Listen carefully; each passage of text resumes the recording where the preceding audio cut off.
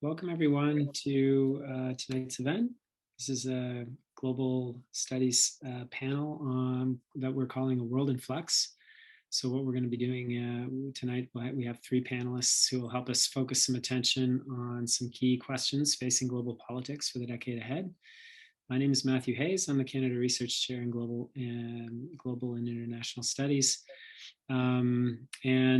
With us on our panel are Shaun Narine, who will be speaking on geopolitical transitions. Shaun is professor in the political science department at St. Thomas University, and he's the author of New ASEAN in Southeast Asia and Beyond with Lynne Rienner Press. We also have Suzanne Hindmarch, who will speak on global governance. Suzanne is Associate Professor of Political Science at UNB. Her research focuses on global health and security, and she's the author of Securing Health, HIV and the Limits of Securitization with Routledge. And finally, Carey Watt, who will speak on change and continuity in the Middle East. Carey is Professor of History at St. Thomas University, and he is the co-editor of Civilizing Missions in Colonial and Post-Colonial South Asia, From Improvement to Development with Anthem Press. So the way that we're going to operate is the speakers will give their presentations. We're hoping for about 12 to 15 minutes each. And then we will move on to a question and answer session. So for those of you who are interested in asking questions, you can put those in the chat box. We are recording the event for publication on the NB Media Co-op's website. If anybody doesn't want to be filmed as part of that, that's okay. You can send a question along privately to either myself or Tracy Glenn, who's helping to host tonight's event. Yeah, looking forward to an interesting conversation. So without further ado, Shaun, can I turn it over to you? Yes, can you hear me? Yes. Great. Okay, so I'll just quickly set this up. Hello, everyone. All right, so I'm going to be talking today about, now can everyone see my PowerPoint presentation here? Okay, good. I'm going to be talking here about geopolitical transitions. This morning, when I was thinking about what to talk about, and I was reading various books and articles on Chinese history and other things, I realized that what I have to say is far too much to say in 10 to 15 minutes. And so what I'm going to try to do is give you a very I don't want to use the word shallow, but a somewhat superficial overview of what I think are some of the big trends in geopolitical transition that are occurring right now, and so where they might be going into the near future. And hopefully there are some points on this that we can expand upon and I can go into in more depth as in the question and answer session. So without any further ado, now, by the way, my slides here, which I can't get to work for the moment for some reason, my slides are, there we go, are, they're very basic notes. So please don't read ahead because I'm basically going to be reading the slides and trying to expand a little bit on them. They're mostly talking points to help me keep track of what I want to say to you. So let me put it like that. So essentially, I'm going to talk about 4 issues. Really 3 issues, and I'll just tack the 4th on at the very end. I'm going to talk briefly about the rise of China and the shifting of global power back to Asia, followed by the decline of the United States, its efforts to maintain dominance, and possibly the start of a new Cold War that's gone along with that. And then thirdly, Canada and its role in this emerging geopolitical conflict. One key point that I want to flag right now is that essentially, I think where we're going is the emergence of a multipolar world.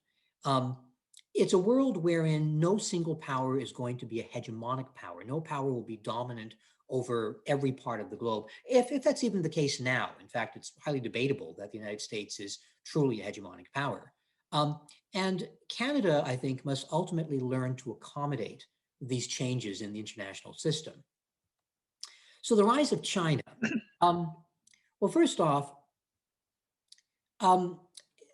Economically, China has become a major powerhouse on the world stage.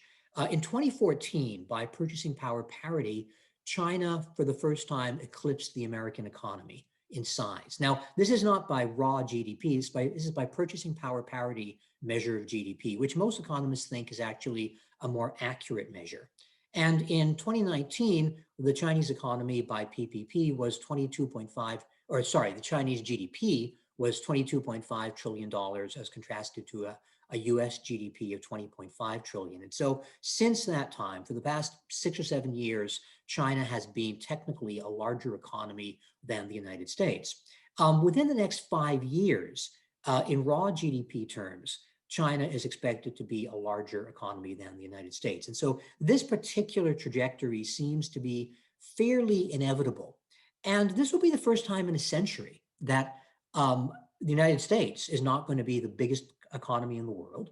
And it's also the first time in close to 200 years that power, a significant measure of power, is passing from the Western world onto a non-Western state. And this is not just any non-Western state. This is a state that, unlike, say, Japan, is not really controllable by the Western world. It's a very different state. It has its own very distinct history. And more importantly, it has its own particular way of organizing its economy, of organizing its political system, and of seeing its place in the world. Now, China is an autocratic capitalist state. It's a communist state nominally, but it's really an autocratic state.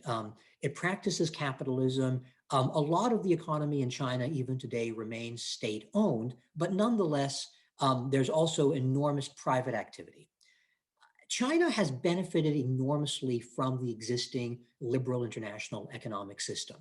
And there are a lot of indications that China wants to sustain the world system. It's not really a revisionist power. It's a country that has seen how the existing system has benefited it, and it actually wants to maintain that. And it's gone out and it's said, as the Trump administration was pulling back from the world economy and from free trade, China stood up and said, look, we are in favor of these things. We want to keep these things going. We will champion these particular sets of values. So liberal economic values, China claims to be in favor of. From this point of view, it's difficult to read China as a threat, particularly to the Western world. Because if you look at the Cold War was really, it wasn't a threat or a contest between democracy and communism. It was a contest between capitalism and communism. And China is a capitalist state. Whatever else it may be, it is a capitalist state. And so it's difficult to read it as a threat to the Western world. It might be a threat to some of its neighbors, but it's certainly not a threat on a global scale to the economic ideology that underpins most of the Western approach to the world. Now, having said this, having noted that China is a major economic power, China sees itself and is well aware of the enormous obstacles it faces in its own domestic environment. So China is dealing with things like environmental collapse. It has significant political instability.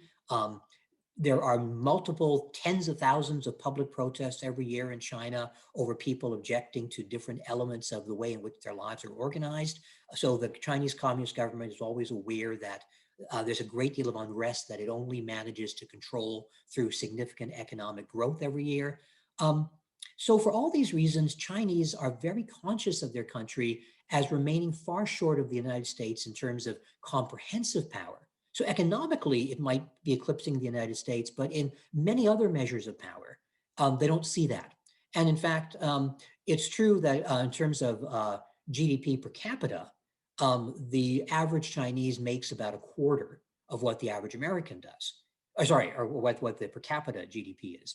And so that's a point to keep in mind. China's about 69th in world per capita GDP, and the Chinese see themselves in many ways as the most successful state in the developing world, but they still see themselves very much as a developing world state.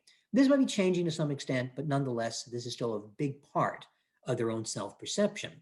Now, at the same time, Chinese actions in places like the South China Sea, the East China Sea, on the Indian border, and of course its dealings with Hong Kong, as well as the situation in Xinjiang, these have all fed a sense of China as being an aggressive power and potentially a revisionist power. Some of those things I would argue, like what's happening in Hong Kong and with the Uyghurs, those are happening within Chinese borders. And so they have to be viewed somewhat differently. But how China is dealing with irritations on outside of its borders is a very significant concern and has fed a sense of Chinese threat.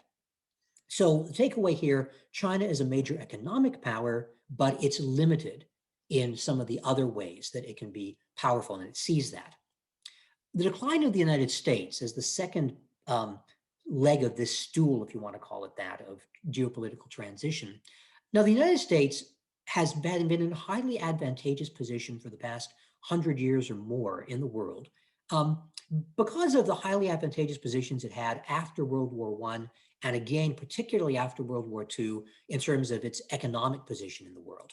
During the Cold War, the US was economically and militarily superior to the Soviet Union, but it's really in the post-Cold War era, in the 1990s, that there is this unipolar moment when the United States is unquestionably the dominant power in the world. It's the unparalleled, unchallenged, only superpower. And it uses an opportunity to do things like spread neoliberal globalization very aggressively. The American military spreads itself around the world on a global scale, so that there are more than 800 American bases around the world right now. So the Americans take advantage of those opportunities. But the 21st century has not actually been that good to the United States. So it starts off, of course, with the September 11th, and that leads to wars in Iraq and Afghanistan that the Americans go into with the assumption that they will simply walk away. They will simply dominate and control. And instead, they end up losing both of these wars. And it demonstrates the very real limitations of military power. The 2008 global financial crisis shows the real weaknesses and failures in the economic model that the United States has been promoting to the rest of the world. And of course, it's a crisis that affects the entire planet. And so the United States is left holding the bag for the hardship of the world. Trump's election in 2016 is another moment of spectacular democratic failure in the United States. And that, of course, leads immediately to the COVID-19 disaster, where the United States has been amazingly, spectacularly incompetent in dealing with it. And all of that has seriously damaged American soft power in particular, as well as economic and political power. The main issue here, I think, is that the United States has domestic problems that are affecting its ability to remain a dominant global power, or at least altering the calculations around that. I would argue the re-election of George W. Bush in 2005, the election of Donald Trump, both of these things were symptoms of decades-long social, political, and ideological disintegration in the United States. They didn't come out of nowhere. They were building literally since the 1960s. And so on the one hand, many people say the United States has an amazing ability to reinvent itself. I don't think what we're seeing today is something that's easily open to reinvention. This is something that's been building for a long time, and we're seeing the results of it now. So it's not clear that this political and social instability in the United States can be turned around. And the kind of reforms the United States needs to enact in order to do this may be ideologically too difficult. And that's a point I'd like to come back to later if possible. However, the United States, despite all of this, is determined to maintain its dominance. And this means that there's a risk that it will manufacture or exacerbate or exaggerate threats. And I think this is certainly what's happening with China, where the United States is constructing China as a major threat to it and to the Western world. And it's exaggerating that as a result, in part in order to give itself an external focus, and also as a way to perhaps stir up nationalist anger and nationalist energy. The US is a major military power. It's the most militarized country. Well, I don't want to say on earth, but certainly for most of its history, I think there's only been 12 years when the United States has not been at war. So it's a highly militarized state. And particularly as it loses economic dominance, but maintains military dominance, that has the potential to become even more of a focus of American power and action. And so I think in these ways, the American attempt to remain dominant in the world may be very dangerous. Even so, today, even despite China's economic rise, the US has the ability to seriously undermine and delay China's overall development. The question, though, would be, what is the end game in that? Do you really think it's possible to keep 1.4 billion people down forever? Or will that ultimately break? And what will the consequences of that be? Just to wrap up, probably going a little bit over time, Canada's role in this geopolitical conflict. Canada is stuck between the United States and China. Presently, Canada's relations with China are at the lowest point in the history of the two countries. This is largely because of Canada's decision to arrest Meng Wanzhou of Huawei. That led to China's arrest of Michael Kovrig and Michael Spavor, the two Michaels. And very recently, Canada's parliament declared that China's treatment of the Uyghur people was genocide. And all of those things have greatly damaged Canada's standing with China. And the reverse is true as well.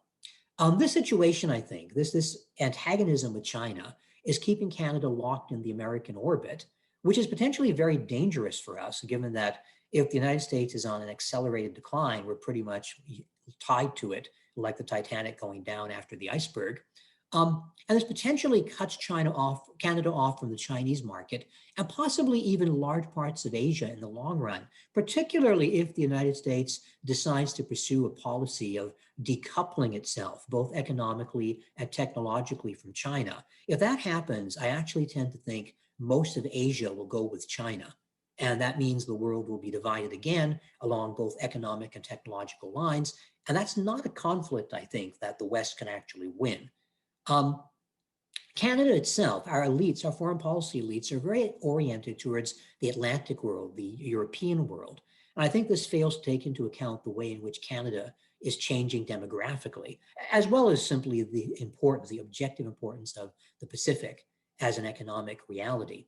I think in the end, Canada needs to learn how to accommodate China and how to define its national interests apart from the United States. But that's extremely difficult to do. We are a dependency of the United States in many, many ways. And as damaging as that may be to us in the long run, it's been enormously beneficial to us over the past century or more. And so this is a problem, an addiction we'll have a very difficult time breaking. And so I think I will end there. Hopefully I kept myself within the 10 to 15 minutes. And hopefully there are questions people can ask around these particular points. Thank you. Thank you very much, Shaun. You're right on time, actually. Suzanne Hindmarch, on to you. Thank you. All right, thank you. Well, thank you, Matthew, for organizing this, and thanks to all 17 of you, I guess 16 of you who've joined us. So what are the global issues that we need to come to grips with at this moment of geopolitical flux and transition? That's a really big question, and I had a similar revelation to Shaun. That's a lot to answer in 12 minutes.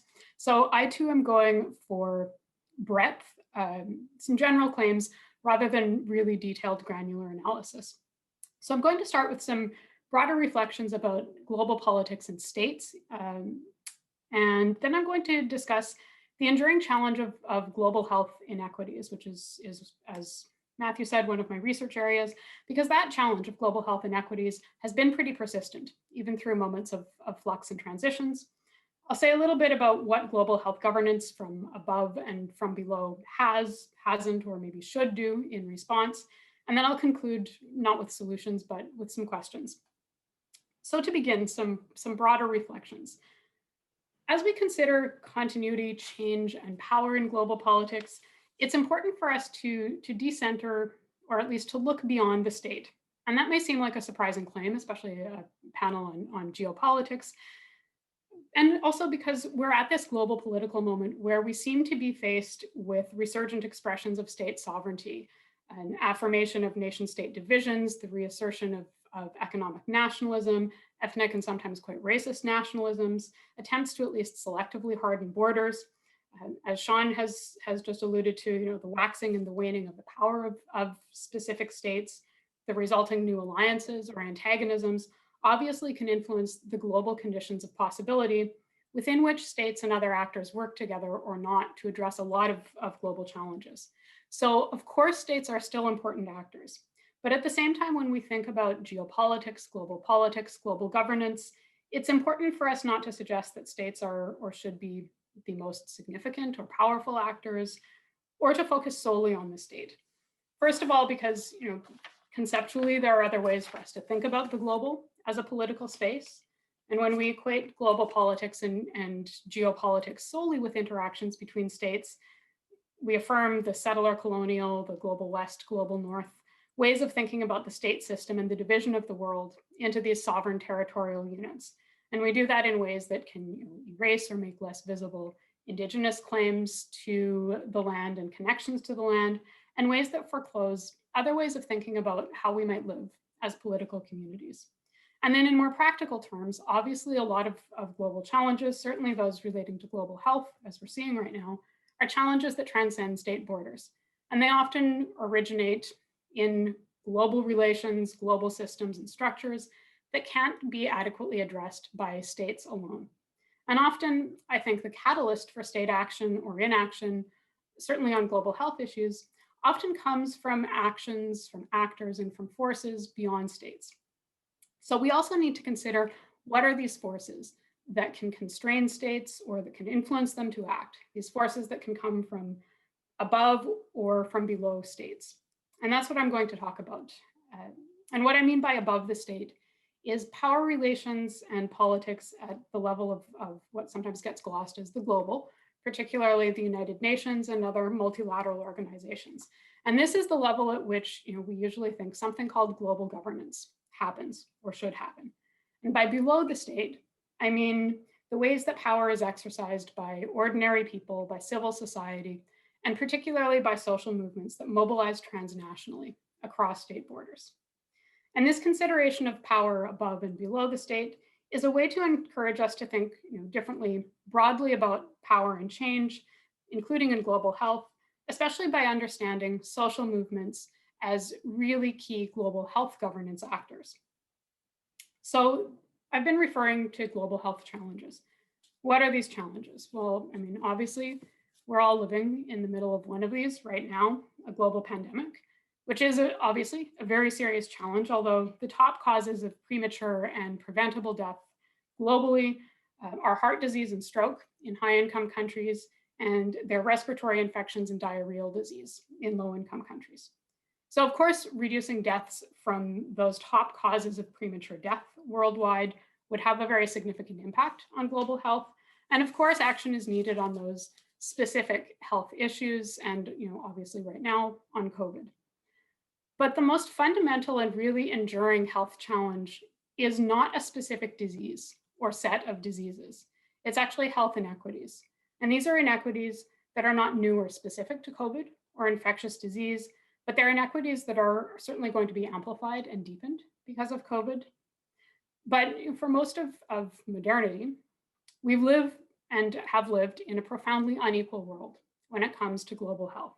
People in the poorest regions of the world, people living in poverty in high-income states die earlier.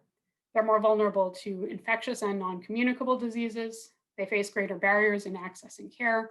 And across states, racialized groups, Indigenous people, women, non-binary, and LGBTQIA people are especially vulnerable and overrepresented among the populations of people living with and dying from HIV, diabetes, and a host of other chronic and non-communicable and infectious diseases. And these global health disparities reflect global structural inequities in who has access to health services, who has access to resources, who has access to power. And these inequities in turn are shaped by the interaction of racism, patriarchies, global capitalism, diverse forms of neocolonialism. So in other words, these health inequities are due in part to systems, structures, and power relations that work together in interactive ways to make some people less able than others to access health services and to attain the highest possible standard of health. Those systems, structures, and power relations collectively are referred to as the social determinants of health, or as the structural drivers of health and disease. And those structures and systems have been pretty enduring across the rise and fall of states within the state system. And those are really what need to be transformed if we want to make meaningful and significant progress on reducing health inequities. The problem is that our current forms of health governance and ways of thinking about global health governance are not fully adequate for addressing these underlying social determinants and structural drivers of health and disease. So this brings me to global governance. What is global health governance anyway? Why has it not been adequate for addressing these health inequities. In part, that has to do with how governance is often thought about and then operationalized in what is often a quite problem-solving and system-preserving way, if we want to think with Robert Cox, in a way that sometimes works to erase politics and power. And by that, I mean the logic often goes that global health, like all global challenges, is complex, because a lot of the factors that affect health are beyond the control of the health sector. They're beyond the sole authority and control of any single actor, including any single state. And so therefore, the logic goes that we have a global coordination problem. And if we could only coordinate all of these actors, if we could get them working together, if we could only achieve something called governance, then everyone would cooperate and we'd see improvements in global health. So the proposed solution then becomes that states need to work along with other actors in global governance forums, particularly in the UN system, in forums like the World Health Organization, to address these challenges through global governance mechanisms, agreements, declarations, frameworks for action. But these global health governance mechanisms have often fallen short. And in part, that's because the common criticism of the United Nations that it is bureaucratic, it's unwieldy, it is slow to act, it's often hampered by obstructionist member states, does have some truth to it. But it's also because of some of these implicit assumptions about global governance, that the main challenge is achieving coordination and cooperation, and that this can be achieved through global agreements and regulations among states. Now, to be clear, those are necessary, but they're often insufficient, especially to achieve action on these deeper structural drivers of health and disease. So why is that? In part, it's because in multilateral organizations, global health governance mechanisms and agreements among states have tended to take one of two forms. So one, aspirational normative agreements that set really ambitious goals, often ones that would address structural and systems level forces. And these are really important for providing normative guidance, for giving United Nations and civil society actors tools that they can use to pressure states or that give them moral authority and a mandate for action on their own. But those are non-binding. They lack enforcement mechanisms. They often lack sufficient resources. So we might think about the Sustainable Development Goals as one example of these. Another from the global health world is the 1978 Alma-Ata Declaration, which called for health for all by the year 2000. And it was actually really quite a remarkable document. I'm happy to talk more about it in Q&A if anyone's interested. So that's the first form of global governance agreements. The second form is, or the second category, is agreements that are legally binding. But these are often, because to get states to sign legally binding agreements, you need buy-in from states. So they're often much more modest in their goals. They're often oriented towards more incremental action, coordination, information sharing, and reporting. And they're still often difficult to enforce. So some people might cite the Paris Agreement here. In the global health world, another good example is the International Health Regulations, which is the mechanism through which global health emergencies are declared. So these global health governance mechanisms of both types are necessary, but they're insufficient. They're insufficient because the aspirational declarations outline the scope and the scale of structural change that is needed, but they can't compel states to act. And the legally binding agreements rarely address the structural drivers of health and disease, and they still often can't compel states to act. So this brings me to how forms of power and politics below the state, below in the sense of coming from the grassroots mobilization of ordinary people, rather than elites, might have something to contribute. And also to the reasons why I began this presentation with a call to decenter or to look beyond the state, to include thinking about social movements when we think about global health governance. So some of the most consequential expressions of global political power in recent years, I think have come not just from states, but also from non-state actors, from social movements that have mobilized transnationally. So these include Black Lives Matter, Me Too, climate justice movements, various forms of Indigenous organizing. And those social movements don't usually have the capacity and the resources to, by themselves, solve these structural inequities and injustices. But they often have a stronger and deeper analysis of power, politics, the nature and scope of political change that would be required to achieve or to get closer to various forms of social justice, including better health equity. They can also be more nimble than states, also more nimble than the World Health Organization and other multilaterals, because they have the capacity to work at multiple levels simultaneously. So they can organize locally, then work transnationally to exert pressure upwards, pushing their own states for change, to exert power outwards, putting pressure on other states or corporations for change, and sometimes gaining access to multilateral organizations like the United Nations to push for change at the level of the global. And this is why I've said we really need to recognize social movements as crucial actors in global health governance, which they're not in a lot of the global health governance literature right now, and also to recognize that they are powerful actors that often are the catalyst for more significant efforts to address structural and systems level drivers of health and disease. So some of the contemporary social movements that I mentioned have explicitly incorporated action on health inequity into their organizing, especially when it comes to challenging racialized health inequities and environmental racism. But it's important to recognize that racial justice, climate justice, all sorts of social and economic justice movements, even if they're not explicitly or exclusively about health, are still oriented towards those systems level and structural changes that would be needed to better address some of these really enduring health inequities. And one often cited example of an earlier health-focused movement, one that we're hearing a bit more about right now because people are saying, hey, in the context of mobilizing around COVID, you should look at this other movement, and that's global HIV and AIDS activism. This was a social movement that in the global north built on a lot of lessons learned from the women's health movement and the gay rights movement in the 1970s, and in the global south that often built on lessons from decolonial, from independence, and from freedom struggles, including the anti-apartheid struggle in South Africa. So it was an example of solidarity that spanned the global north and south. It was attentive to intersectionality, to racialized gender and sexual identities, it foregrounded human rights.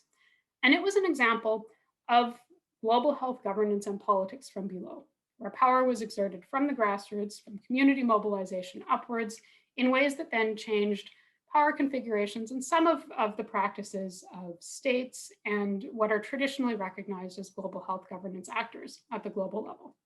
So this activist movement, for example, contributed to the creation of UNAIDS. Quite famously, it took on pharmaceutical corporations on drug pricing and access. So it was, of course, not a perfect 100% successful movement. That ethos of nothing about us without us did not then permeate to other parts of the health sector. And when we look at which populations and which regions are still most vulnerable to HIV and still unable to access treatment, there are still inequities. But it is an example of how some of the global structural forces that affect health, including what is sometimes seen as sort of immovable corporate power in the global economy that we can't do anything about unless we totally radically change global economic systems, they were successfully challenged and at least partially changed, largely by a social movement, by power, politics, and health governance from below. So to conclude, we need to bring considerations of power back into analyses of global governance, I think more robustly than a lot of the literature is doing right now, to recognize that global health governance is something that happens not just at the level of global multilateral organizations, but at the level of the global grassroots, the local around the world. We need to recognize that health governance is not just a technocratic question of disease prevention or response. It's not only a coordination problem. And this means that we need to ask how the traditional actors of global health governance, including states and multilateral organizations, can be not just held to account and made to cooperate and coordinate, but how they might be made to do so in ways that would address some of these deeper structural drivers and health inequities, which does in turn mean asking in part how to build on lessons from earlier health-focused activism, including but not limited to AIDS activism. But it also means looking beyond those health-specific social movements. It means asking how to work and think in solidarity and in intersectional ways with some of the other economic, social justice, and human rights movements that are mobilizing now and working in solidarity to address some of these enduring underlying structural drivers that produce a lot of forms of inequity, including health inequities. And as I said, to address these structural drivers that seem to persist through a lot of other geopolitical transitions and the global rise and fall of great powers. So those are some of my thoughts on global health governance, and I will now turn things over back to Matthew and to Carey. Thank you. Thank you, Suzanne. That's great. Staying right on time. Carey, turn it over to you. Okay. I'm sorry I'm a little bit in the dark here, but I'm not in my space. So I'm not used to the lighting, but let's see if I can share my screen. Okay, so screen is showing.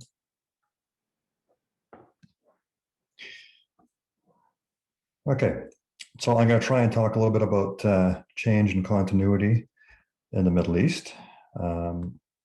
Being an historian, of course, I start off going back 100 years, antecedents, and thinking about this talk, I was, thinking about some of the parallels and the changes and some of the continuities from 100 or so years ago, or even further back, but just in very general terms. So the foreign interests about 100 years ago, at the beginning of the 20th century, the big ones, the outside ones, the great powers, were the biggest ones were the British, the Russian, and the French, the big three great powers that were infiltrating or interfering or had commercial and increasingly political and imperial interests in the Middle East. Of course, including the British and Russian Great Game, and 100 and so years ago, the Anglo-Russian Convention of 1907. More regarding Persia, which not everyone considers to be a part of the Middle East, although it's been so inextricably involved in Middle Eastern affairs, it virtually is now. The Anglo-French Entente, the Entente Cordiale of 1904, and then a whole plethora of other European interests that go back to the 16th century or earlier in the Levant, and capitulation treaties and concessions, and an astounding amount of commercial and economic interest that gets leveraged into political power in the late 19th century and the 20th century. Commercial interests, silk, cotton, oil, and of course, the Anglo-Persian Oil Company and other oil companies, Standard Oil of the United States from 1909 onwards, a whole number of pressures and concessions, especially on the big states, the Ottomans and Persia, losing territory progressively in the 19th and 20th centuries, and of course, colonialism and protectorates. And I hope you enjoy the nice images here showing colonial violence in the upper right, kind of depiction of the Entente Cordiale over North African and Egyptian bodies in a graveyard in Casablanca, and the Din Shaweh incident in Egypt, and then two American comic depictions of British and Russian octopi in the Middle East. Interesting. From the West Coast, maybe that's why it's, California, apparently, both of those comic depictions. Then 100 years ago, new states and borders emerging, French and British planning for growing colonial influence, informal or formal, the Sykes-Picot Plan of 1916. After World War I, French and British mandates, and then very interesting element of Russia's withdrawal as it dealt with the revolutions of 1917. So Russia temporarily withdrew in 1917, but came back strongly in the 1930s under Stalin. The Ottoman Empire, the sick man of Europe in the 19th century, into the 20th century. Turkey emerging at the end of World War I by 1923 as a secular republic, 1923, 1924, but reduced to the Anatolian heartland, so shrinking tremendously. And then Persia, also under heavy foreign pressure, Russian and British pressure, again, the Great Game. But then after the Russian Revolution, the Russians withdrawing for a decade or more with their own civil war, and then British dominance in the 1920s and 1930s, 1940s, and later on. So new states and borders emerging. And just a very interesting map from a textbook I use for the Modern Middle East course at STU. That shows what might have been with the Ottoman Empire, 1919, 1920, with the Treaty of Sèvres, and how much of it was going to be carved up by Britain, France, Greece, and Italy. Of course, it didn't turn out that well because of strongmen in politics like Mustafa Kemal or Ataturk. It's also interesting looking at some of the forces active 100 years ago and antecedents to the so-called Arab Spring, although if you're talking about Turks, we're not talking about Arabs, but in the region, and the notion of an Arab Spring and extending to non-Arabs 100 years ago, but young Ottomans, late 19th century, young Turks, early 20th century. And there was lots of discussion during the Arab Spring in 2010, 2011, 12 about whether Arabs and people of the Middle East, Muslims, could actually have a liberal democracy and could deal with constitution making. And then some scholars pointed out that actually they have had constitutions, although it didn't always work out well, and there was a tendency to revert to autocratic rule, as happened with the Young Turks in the 1910s.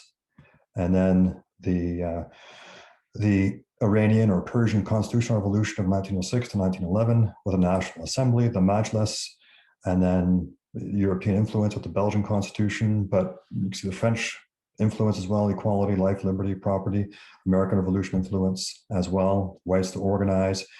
And again, an autocratic term with the Pahlavi dynasty emerging in the 1920s and Reza Khan establishing a centralized autocratic Persian state. Other forces in the early 20th century, Arab nationalism and Renaissance, the Almada in Egypt, the Levant, Arabian Peninsula, in part with the Arab Revolt, Sharif Hussein and Emir Faisal Hussein, 1916. Zionism, of course, late 19th century. The Balfour Declaration pushing that forward, 1917, increased Jewish immigration from Europe, Russia, and Eastern Europe, Poland, and so on and so forth, into Palestine. Israel emerging in 1948, becoming a major player in the region, 1967 war. The effects of those still with us today. And then quickly zooming forward to the 21st century and some of the major players, as Shaun was alluding to in his talk, the US trying to leave. Paul Wolfowitz of Arabia, 2003, the Anglo-American invasion. Even Condoleezza Rice talking about this, trying to remake the Middle East with an invasion in 2003. Didn't work out so well.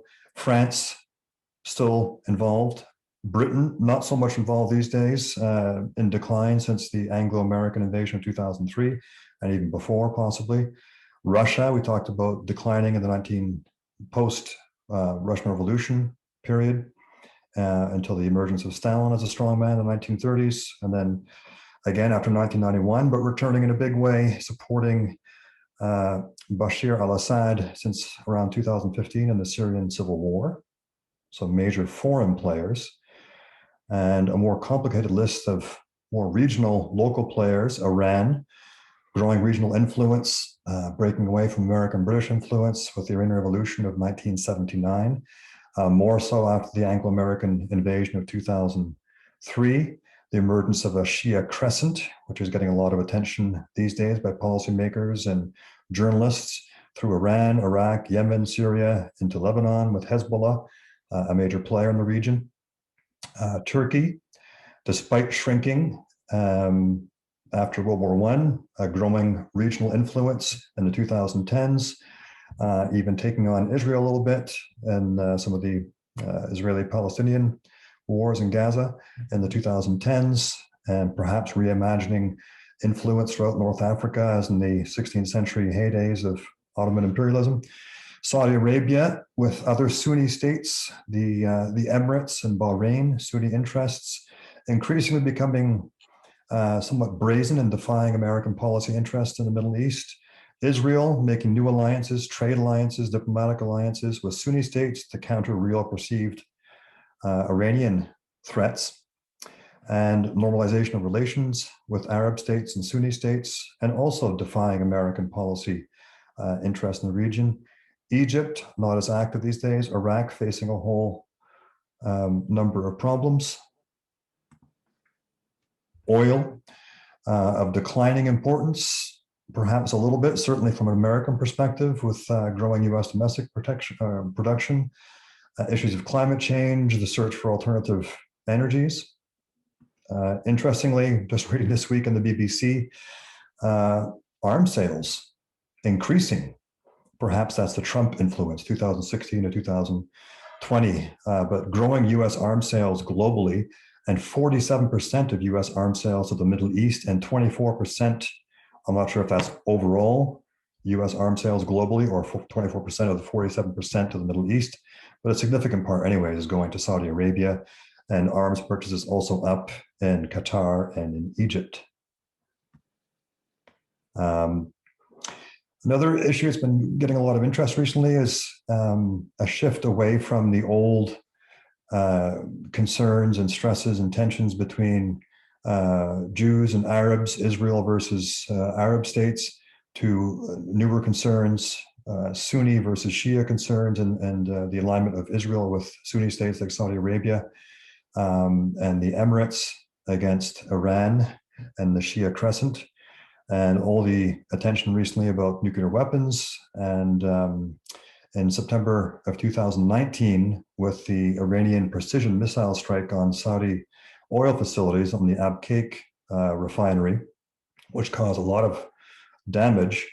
Just reading last fall in the New York Times, Thomas Friedman's piece about that, saying that many analysts are talking about this as the Middle East's Pearl Harbor, and that the real concern shouldn't be about nuclear weapons with Iran, but should be about arming their proxies, which Hussein Soleimani was involved in doing in a big way up until the end of 2019, before he was killed in a targeted killing, not an assassination. But proxies like Hezbollah, there's a concern that precision cruise missiles could come into the hands of Hezbollah in Syria and Lebanon, which could cause a lot more instability and is causing a lot of people to stay up at night, including Israelis and Sunni powers.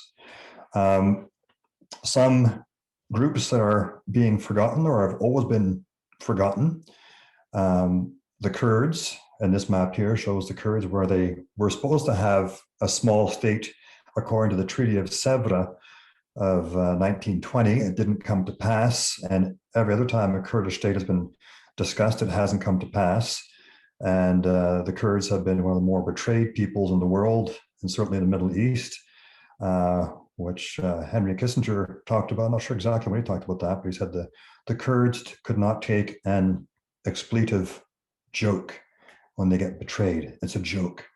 And Palestinians are getting a lot less attention these days too, with more concerns about the Shia and Sunni tensions and the so-called Shia Crescent. The Arab Spring, it's appropriate to talk about that. It kind of relates to what Suzanne was talking about with, social movements from the ground up, building, networks from 2005 with the turn against Syria and Lebanon after the assassination of Rafiq Hariri. But it's been largely unsuccessful, except for the imperfect exception of Tunisia in North Africa. And just reading in December of last year, Gwynne Dyer, the independent journalist columnist, talks about not an Arab Spring, but 10 years on, we should be talking about an Arab winter. And it's true, if you read a lot of literature about the Arab Spring and the 10-year anniversary of the Arab Spring right now, it gets quite depressing. And there's a lot of a big sense of failure and disillusionment. And in this battle, at least temporarily, the state has come out on top, and the autocrats still rule. So that's one of the themes of my talk here, is that the autocrats thwarting the possibilities of more power in the hands of people and more inclusive regimes, and weakening centralized state power. So liberty versus strongmen. It appears that the strongmen are winning in the Middle East right now. And then the very interesting example as well of Lebanon and the protests there from 2019 to today, 2021. Lebanon has always been a weak state and a fairly artificial state, created in a colonial context, and with partly it's set up with French colonial input, sectarian state, a weak state, 1920s, 1940s. The French influence, the Civil War, partly a result of that, but also Israeli influence and Palestinians and Syria, 1975 to 1990.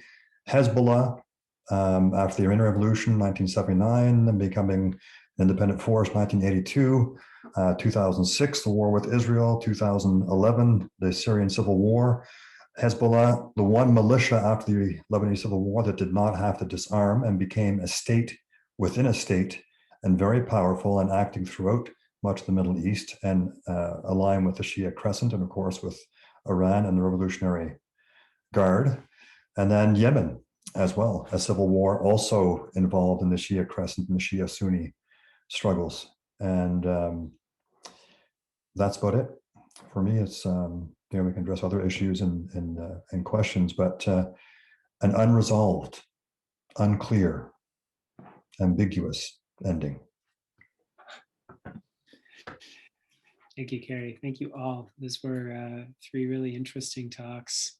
I'd invite anyone to put your question into the chat box. You can find that at the bottom of your screen if you toggle your mouse or your mouse pad. But before we go to other questions, I thought I'd just I'd ask a question to all of you. Maybe each of you would like to kind of take it up. I think it's interesting to thinking with Suzanne about beyond the nation state. If we just take a look at political movements even within states, I suppose, and here I'm thinking in particular of the divisions within the United States and how competing social movements within the hegemonic power of the world system have influence each one of the issues that you're looking at here. I'm wondering if any of you or all of you would like to comment a bit on how divisions within the United States complicate some of the regional balances that Shaun and Carey talked about, and also Shaun and Suzanne, you each spoke about multilateralism and global governance. Suzanne, especially your focus on global governance. How do competing or divisions basically that kind of swing quite severely back and forth in the United States between isolationism and engagement, I suppose. How does that affect some of the global politics that we're looking at in the decade ahead? Shaun, do you want to start off? Sure.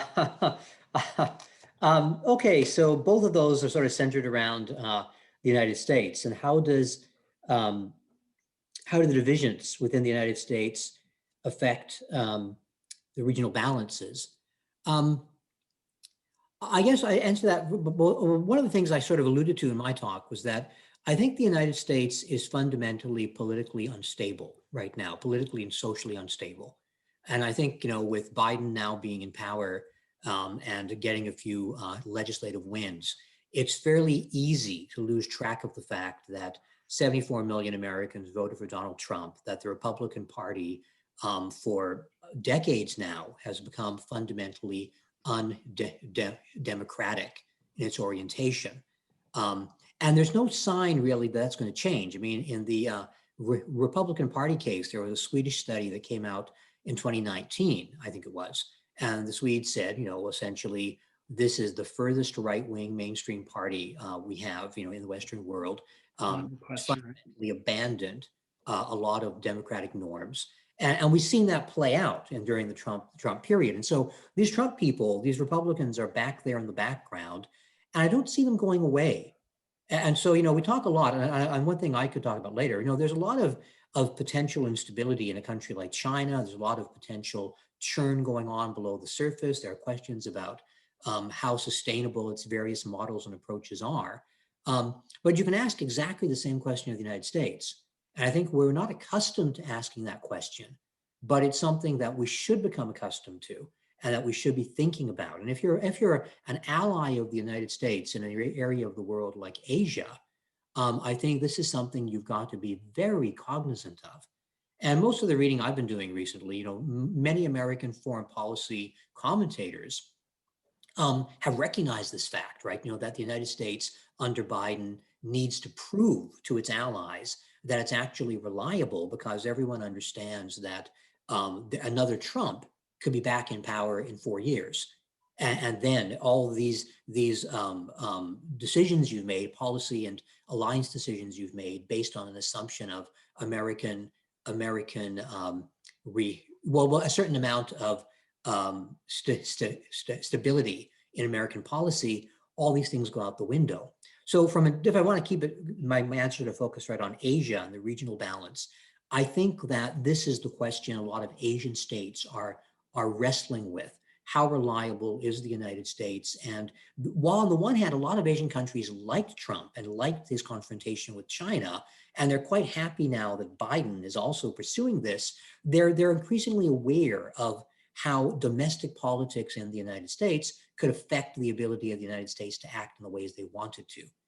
And so I think that, and oddly enough, this may have an actual more specific effect, because the right-wing base in the United States, the white working class, has gotten sick of the United States going to war to fight conflicts in other people's countries.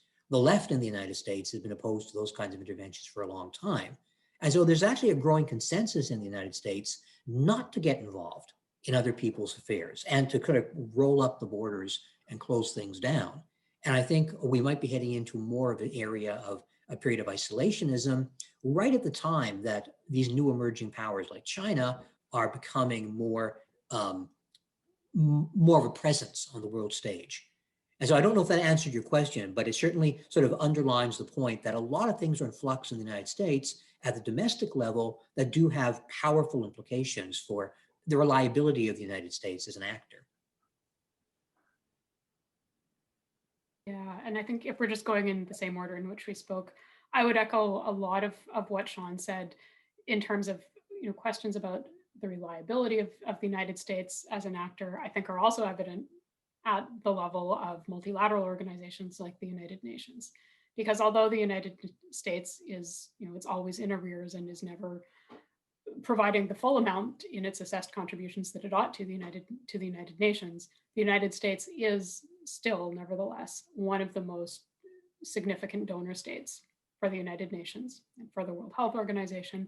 So there is that question of whether that funding is going to continue or not. If not, who's going to step in to fill in that gap? So particularly, as Shaun was talking about China rising, whether China, which is at that interesting point where it's been a recipient of multilateral assistance and development aid, and whether it is at a point where it's going to shift to be, primarily shaping, guiding, leading, some of the decisions in the United Nations about where and how that donor aid is spent, or if it's going to continue with what it seems to have been doing, particularly if we look at its involvement in sub-Saharan Africa right now, engaging in bilateral assistance or engagement, and sometimes doing circumventing the United Nations and other multilaterals.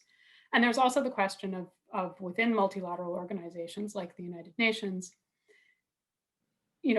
we consistently see states performing at the United Nations for a domestic audience. So as you see this increasingly polarized domestic population within the United States, what is that going to do in terms of that global performance, that performance on the global stage at the level of multilateral organizations? How much of that is going to be pitched for a domestic audience, and what type of calculations, someone like Biden, who was really like the most moderate of the Democrats that they could possibly have chosen from the slate of potential candidates, what calculations is he and will his administration make about which domestic audience do you perform to on the global stage in order to get reelected, in order to prevent another Trump or another Trump-like Republican administration? And then just a final point just on the point of social movements.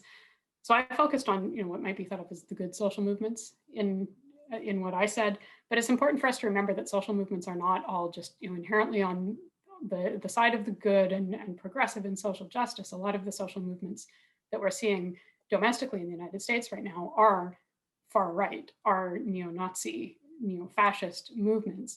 And those are also globally interconnected. Those are also social movements and populist movements that are reaching out across borders and that are globally connected, and they learn from each other. The Proud Boys, for example, learn from each other, and they also communicate and coordinate across borders. And that then has implications for domestically in the United States, but also for, I think, global geopolitical stability. And to bring this back to health, that also then has implications for the health and safety and lives of a lot of, particularly the racialized, but a lot of other populations as well, that those far right social movements are mobilizing against.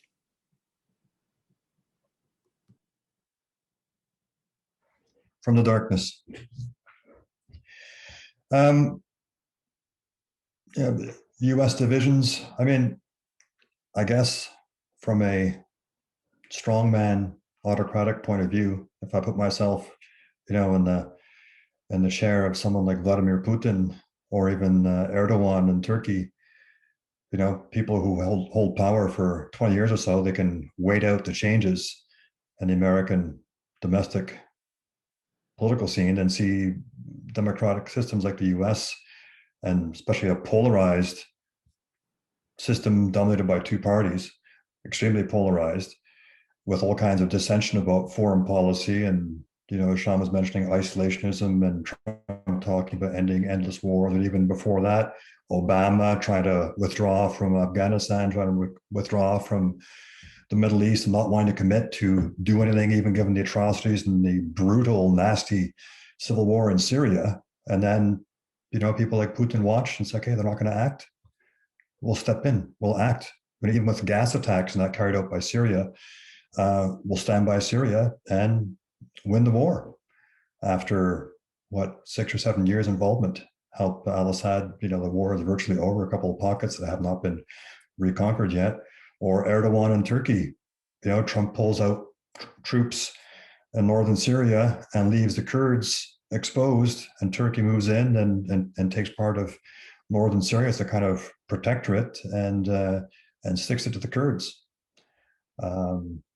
So those kinds of policy divisions or American tendencies towards isolationism or wanting to withdraw has consequences, and it's exploited by people in the region, by other states, neighboring states in the Middle East, or foreign states like Russia to their own advantage. And then it's about social movements. I mean, again, I said this briefly in my presentation, but the social movements of the protest in Lebanon or the Arab Spring have proved to be lacking experience, lacking leadership, lacking structure, and have been too weak to really challenge the entrenched sectarian forces or state forces to operate.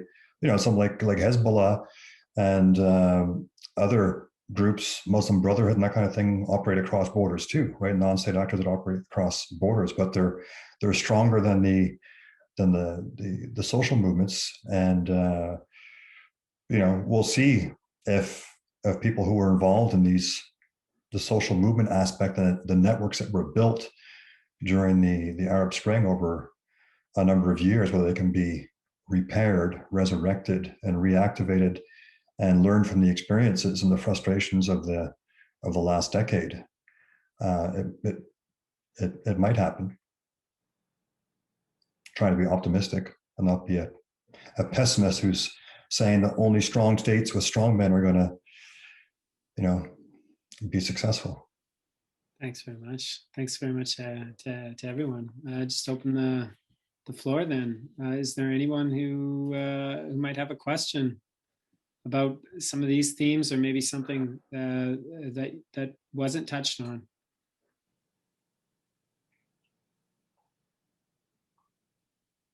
Sure, Matt, I've got a question, if that's okay. Yeah, that'd be great. Or Matthew, sorry. Thanks. It's been a long day. No worries. I guess it's to all of you as well, and I don't want to stay on the United States so much, but as an Americanist as well. I think Shaun is right. I don't know if the Republicans are the most authoritarian party in an OECD country yet. I think that Law and Justice in Poland and Erdogan's party are pretty out there as well, but the trajectory is not good. I think my question, though, is more about the prospects of an Iran deal part 2. And maybe, Carey, since this was your discussion about the Middle East, maybe you could sort of talk about that. A lot shifted, not just that Trump pulled out of the Iran deal. It's that the massive shift, as you talked about, between the Sunni and Shia issues that have occurred over the last 4 years. So this was supposed to be a crowning achievement of the Obama administration, and now that has shifted dramatically. What might be, rather than thinking about America's mindset on this, might be Iran's mindset of maybe the reasons why they might want to salvage this now and go back to this? Or is this just going to be talk in the wind? And then maybe my follow-up just generally is less about the United States being divided and more about the response of allies to Biden's start of a goodwill tour. There doesn't seem to be the same kind of rally around the US with a lot of these countries, particularly in Europe. That the trust level has declined so dramatically that it doesn't seem like there is an attempt here that you sort of had, say, after Obama and George W. Bush. Something's broken, and I'm just curious what your thoughts might be on that. Yeah, I can go first, maybe. Just I should preface my remarks by saying I'm by no means an expert on Iran's history or politics, but I always thought, when looking at the issue of the nuclear program, if I were an Iranian, I would want to have nuclear weapons in the neighborhood. If Israel has nuclear weapons, if Pakistan next door, a US ally, has nuclear weapons, and so on and so forth, it would kind of make sense as a deterrent. And it seems that both the US, both the Biden administration and Iran want to have talks, but they're waiting to see who's going to blink first, who wants the talks more. I do think that the talking would be good if they can restart that the comprehensive plan of action that Obama and John Kerry took so long to and worked so hard to negotiate. I hope that does get restarted, and you hope that would be a kind of prelude to discussing these other issues that I'm sure Biden and his advisors, who were working with the International Crisis Group and others, know that there is this issue with Iran's sponsoring of proxies like Hezbollah and other groups, and I'm sure they're aware of the cruise missile, the precision cruise missile issue. But maybe if you can start those talks about the nuclear program and start to ease up on the embargo, and that you can then start to talk about other things. And if Iran wants to have access to the global economy, and it's been hurting for a number of years on all Trump's tariffs, then it should want to be involved in those. But then you never know, when you see how they're acting over the downing of the airliner last year for a year, the kind of obfuscation and outright lies and that it's by no means a given that will happen. Suzanne or Shaun, do you want to take a stab at Jamie's question? Suzanne, do you want to say anything, or I can just blather away for a while? Yeah, I mean, I have a lot less to say about Iran. On Biden, I would say, yeah, I mean, I don't think he's going to be proactively given the Nobel Peace Prize halfway through his first term, as Obama was. But I would say I am wondering how much of that is lukewarmness towards Biden and how much of that is we are also in the middle of a global pandemic. And that is a massive exogenous shock that no one was expecting. It has tremendous political ramifications. I think a lot of states have now turned their attention domestically because of that. And I think there's going to be really significant ongoing economic repercussions, which may touch on the negotiations between the US and Iran. I really don't know enough about Iran or Middle Eastern politics to speak to that, but I would just say that I think part of the reaction to Biden is also probably shaped by this particular health politics moment as well. And that is, I think, all I can say on that. So over to you, Shaun. Thanks. Well, Jamie, you probably know much more about this than I do, but what reading I've been done so far, a lot of the critics I've read of Biden have said, on the one hand, he's pursuing what seems to be an almost, by American standards, revolutionary domestic policy, but he's very much more conservative, much more sort of go back to the old horse, going back to the old trough with foreign policy. So he's much less revolutionary. On the Iran file, it seems that I've read very, not contradictory, but somewhat inconsistent things, where some people have suggested that hardcore Democrats like Bob Menendez are basically holding Biden's feet to the fire when it comes to Iran. That they're basically trying to attach more conditions to the Iran deal, to any future Iran deal, than simply the United States getting back into the pre-existing deal. And of course, on the one hand, that can be seen as understandable. On the other hand, the question from the Iranian point of view is, why on earth would you accept a situation where the Americans who abandoned the deal then get the right to put more conditions onto it before they'll go back in and live up to their terms, to the terms that they agreed to originally? So I think I'll have to see where things go with the Iran deal.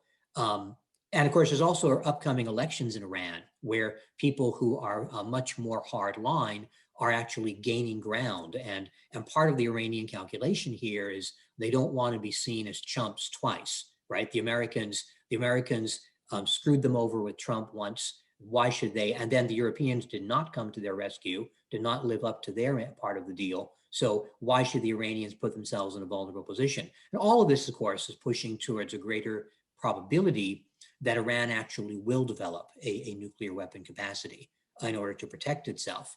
Now, that issue of course, the Americans getting out of the Iran deal under Trump, I think is significant because it does speak to the issue of what I was talking about earlier, this question of reliability. If one American administration is going to totally abandon what the previous American administration did, there are going to be consequences. Obviously, again, the Americans come across as being very unreliable. And your point about Biden, going on this goodwill, well, Biden's people, Anthony Blinken and others, going on this goodwill tour and trying to stir up, get the allies lined up again. I think in Europe, the Europeans are responding along the lines that I mentioned earlier. But I think of particular importance is that Biden is really trying to build a coalition against China. And where the Europeans stand on this is very open to debate. The Europeans don't want to really be part of a coalition against China. And I think that's where the Biden people are going to run into some problems. The Europeans see China as the next economic, an ongoing market that they want to get into. One of the reasons they were particularly angry at Trump is because they felt that Trump was actually negotiating deals with China that were beneficial to American businesses, while at the same time he was demanding that European businesses not go to China.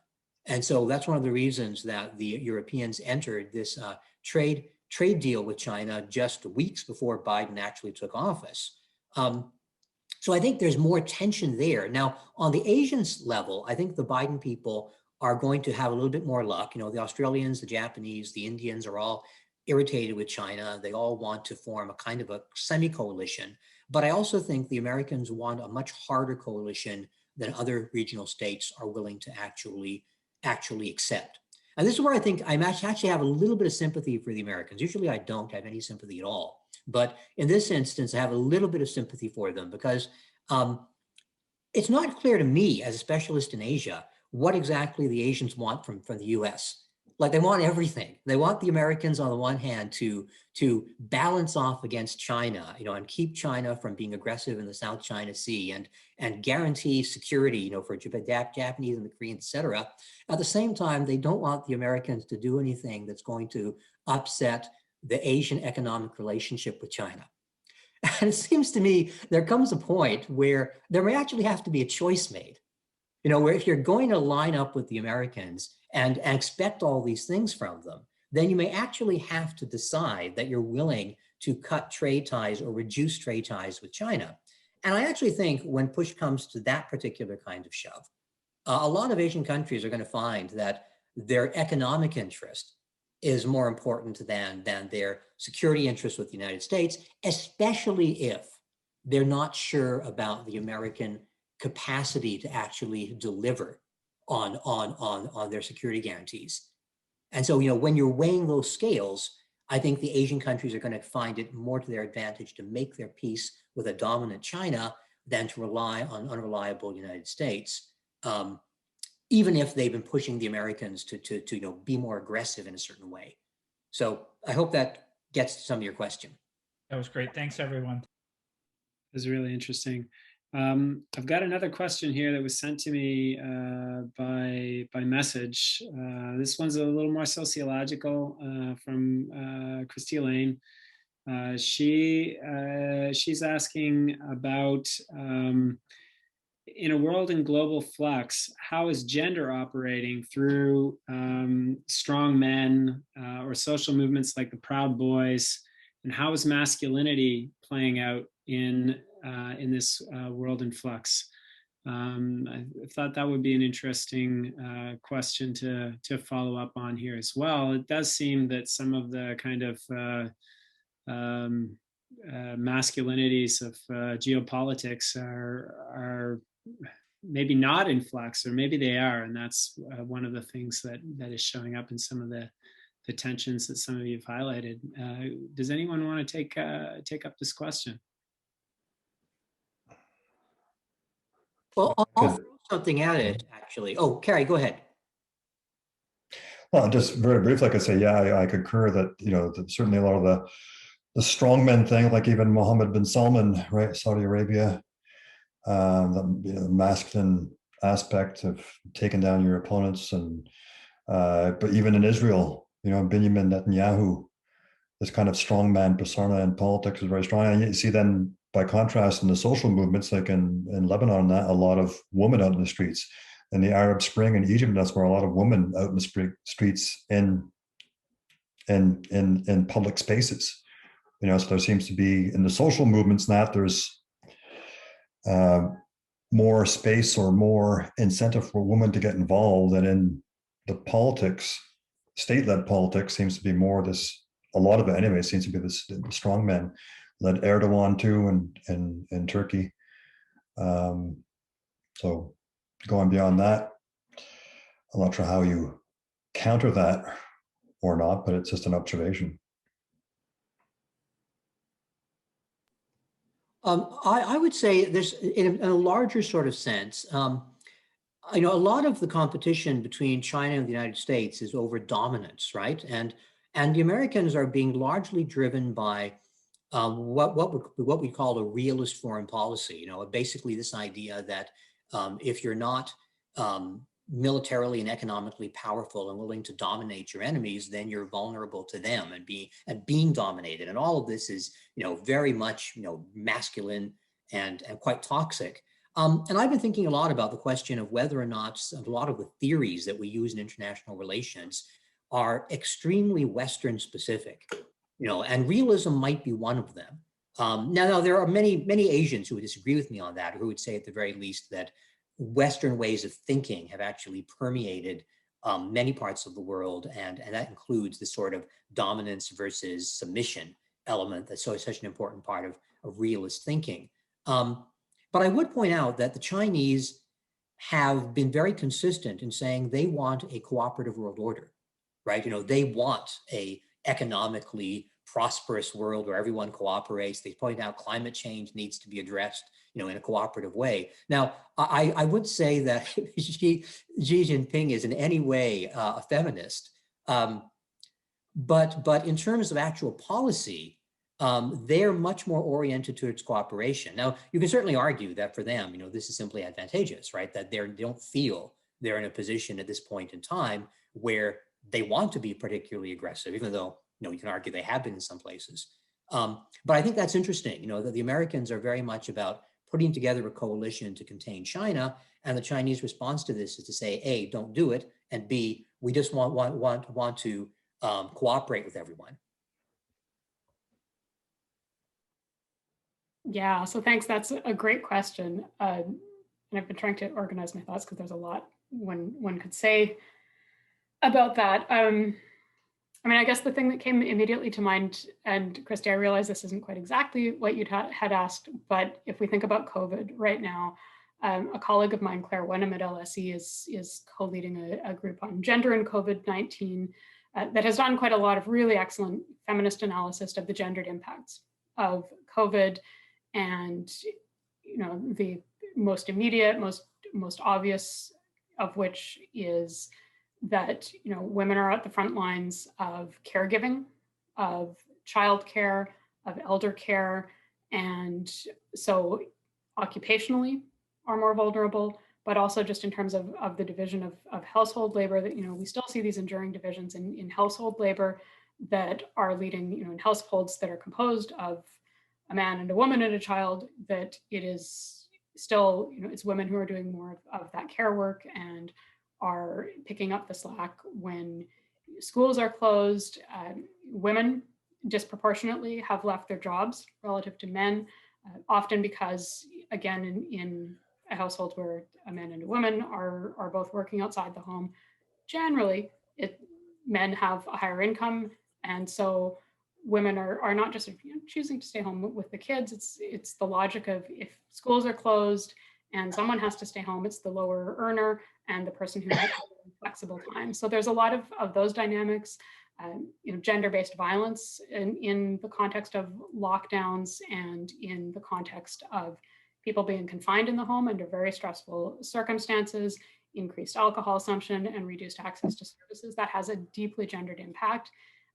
And we know from previous epidemics, even, you know, when we look at the Ebola outbreak in West Africa, 2014 to 2016, women's incomes decreased during that outbreak, and they still have not bounced back in the way that men's have. So again, there's a very significant longer term economic impact, as well as the sort of the more immediate labor and vulnerabilities. So that's COVID. And then in terms of the discourse about strong men and masculinities and the state, yeah, I mean, there's a huge feminist IR literature about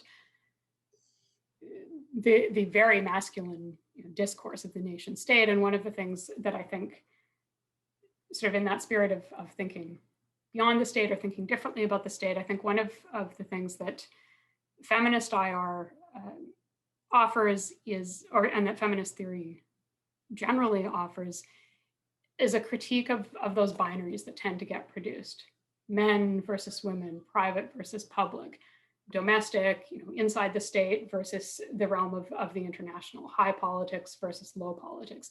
And one of the things that feminist theory invites us to do is to think critically about the extent to which those sort of cognitive frames, that easy, you know, slipping towards thinking about those binaries,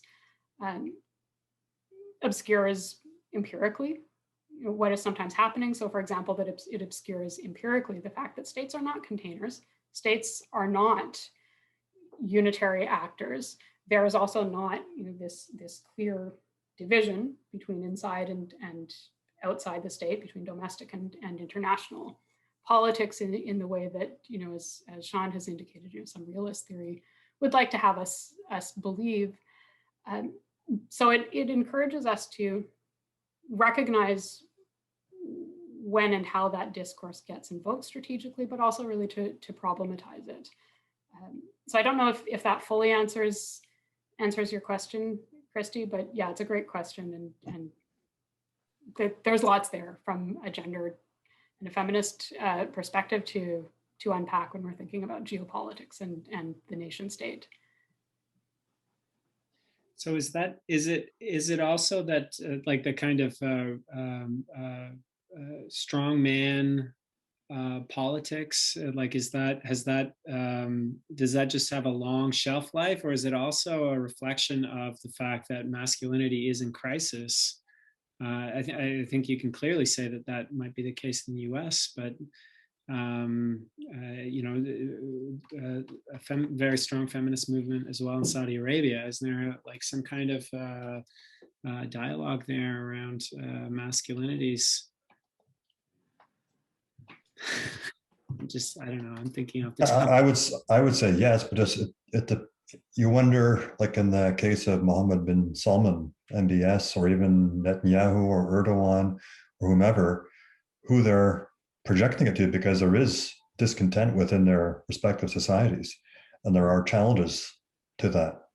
But yet, it seems to work well enough for them to hang on to power. Christy Elaine has just written that masculinity is always in crisis. It's better to think about what crisis produces. So that's an interesting thing to think about as well. And one of the things that it might be producing is more geopolitical tensions right now. Sorry, Suzanne, did you want to weigh in on that as well? On whether masculinity is always in crisis? Or, yeah, if you want. Yeah, well, I mean, this is a bit removed from, well, although maybe it's not. One of the things that I've written about is discourse around masculinities and peacekeeping, and this move at the level of the United Nations Security Council to frame HIV as a security threat, that then ultimately resulted in HIV prevention programs for peacekeepers, but then later resulted in this push to have peacekeepers working as HIV educators and protectors. And what was interesting about that was the way that discourse about masculinities shifted in and through that discourse about HIV and peacekeeping in a way that, at first, men and peacekeepers and soldiers, but men generally, were positioned as this threat, these threatening entities with HIV in their bodies that were perpetuating sexual violence and that were dangerous and needed to be contained. And then you had this shift in terms of thinking about men and masculinity as being protective. And I think we're seeing that in a lot of populist movements right now, and sort of some of the strong men, is this idea of the strong masculine protector who is needed to defend against these hostile external threats, against a fragile global economy, these dangerous others and outsiders who are coming to get us. So I do think we see a lot of that discourse about in response perhaps to a particular idealized past in which men were protectors and were the breadwinners, and a world that's in the United States that is no longer the case. I mean, the middle class has been hollowed out, the manufacturing sector is in decline. So perhaps in response to some of those anxieties and crises, that is then a counter narrative that some of those populist and far right social movements offer, but that is also offered by heads of states. We can think about Bolsonaro, we can think about Putin, we can think about Trump, that is offered as this narrative at sort of the equivalent at the state level. If I could add, maybe that's some of what that masculinity in crisis is producing right now. Yeah. You, Matthew, mentioned Saudi Arabia, right? And Mohammed bin Salman and his kind of token reforms, but it reminds me a little bit of Mustafa Kemal, Ataturk, and Reza Khan in the 1920s. These were strongmen who tried to secularize their states, modernize their states on Western models, and they decreed women's freedoms. They could go to university. Reza Khan said women are banned from wearing the veil. But then some women pointed out then, and then later after the Iranian Revolution, what's the difference between that and Ayatollah Khomeini saying that you must wear a veil, because they're both decreed by men from the top. It's top-down, liberation of women or reforms meant to, liberate women, but it's not really, because it's top-down, but the power won't be shared in that sense. I'm not seeing any other questions in the chat box. Did anybody want to say any final words or have any other final comments? Yeah, I actually had a question that I wrote down for Suzanne, and I'll preface it a little bit by saying that I'm interested, I'm not convinced that democracy works that well. And so, so I'm quite open to other possibilities out there, particularly when it comes to questions of actually developing states, creating states that work. When we look at the history of the liberal democracy, liberal democratic world, it's usually been extremely violent, extremely destructive, and it's only been in the past few decades that you can honestly say liberal democracies exist in much of the world. So I was wondering, Suzanne, about your own issues with social movements. Do they require that they exist in order to be effective? Do they require that they exist within the confines of democratic states, or can they be successful and influential in non-democratic, undemocratic environments too? Yeah, that's a good question. I mean, I guess the short answer I would say is I think yes. We can look at James Scott's Weapons of the Weak, and some of Keck and Sikking's writings about boomerang pattern. So activists or social movements within a state that might be quite authoritarian reach out to activists in other states who then exert sort of downward pressure on their state. And that's a strategy that we've seen activists in China using, for example. So I do think that they can certainly mobilize, but it really depends on what do we define as success, and what sort of change are those social movements oriented towards. And then the question about, well, I mean, I guess it wasn't really a question, but about liberal democracy. If we want to think in the really grand sweep of human history, is it liberal democracy that is the issue, or is it states as a form of political community that are, regardless of whether they're liberal democratic or social democratic or authoritarian, is there something about the state or the nation state form that is limited in some ways, and is that a governing form that is going to be adequate? I mean, certainly I think for all of our lifetimes, we're going to be living in a world of nation states, but the international system has not always been one of nation states. It's not always going to be. Yeah, well, I mean, I guess you can say that, the most common form of political organization for most of human history have been various kinds of empires, not specific states. And, the sort of given wisdom is that the European states in particular developed as powerfully as they did in the context of always fighting wars, and so state is the product of war. And so does that mean that having states actually inclines us towards warfare, inclines us towards a much more limited understanding of what our political horizons should be? Those are excellent questions, but I guess from my point of view, one of the successful things that the Western world has done over the past century is it's foisted or gotten all the rest of the world to accept a certain idea of state.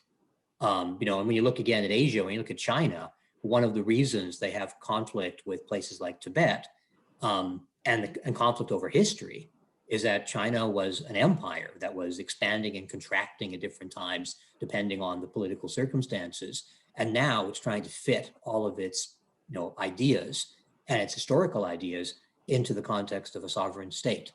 It actually doesn't fit that well, and so it's a potential source of conflict and tension in and of itself, just the form. But thank you. That's an excellent answer. Thank you, Shaun, and thank you to everyone. We can certainly stick around and talk informally, but I want to end the formal part of this and thank everyone for participating, for coming tonight, for the questions, and thank you especially to our presenters who gave us some really interesting insights on global politics at this particular moment of transformation. So thank you very much. All right.